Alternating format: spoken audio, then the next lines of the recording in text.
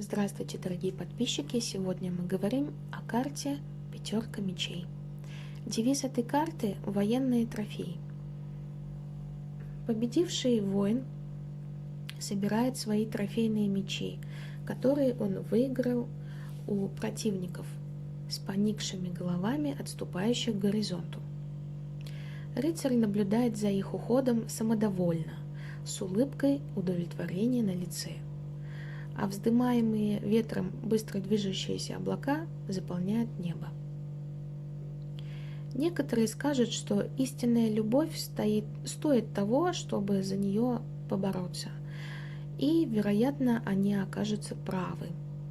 Но даже если это и так, все же истинная любовь может защитить себя сама. К сожалению, когда вы видите пятерку мечей в толковании романтических отношений, это сигнал, что в вашей жизни существует кто-то, кто думает о любви как о соревновании. Люди, оперирующие такими понятиями, не остановятся ни перед чем, чтобы победить. Они будут оправдывать свое агрессивное поведение, заявляя, что в любви, как на войне, все средства хороши. Если они достаточно искусны и везучи, чтобы завоевать сердца, они просто добавят вас как трофей в свою коллекцию.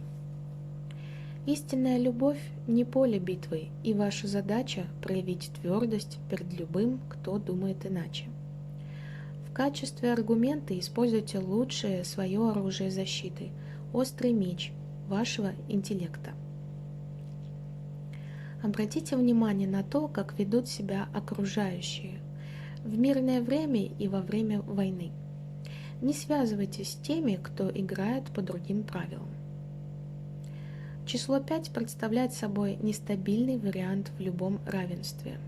Хотя пятерка часто символизирует 5 чувств, 5 конечностей, 5 пальцев, 5 гласных, ее сложно уравновесить. Она не настолько устойчива, как квадрат. Традиционно пятерка мечей известна как карта поражения. В астрологии она ассоциируется с первым десятком градусов Водолея, где идеалистическая богиня любви и романтических отношений, а Венера отвергает обман.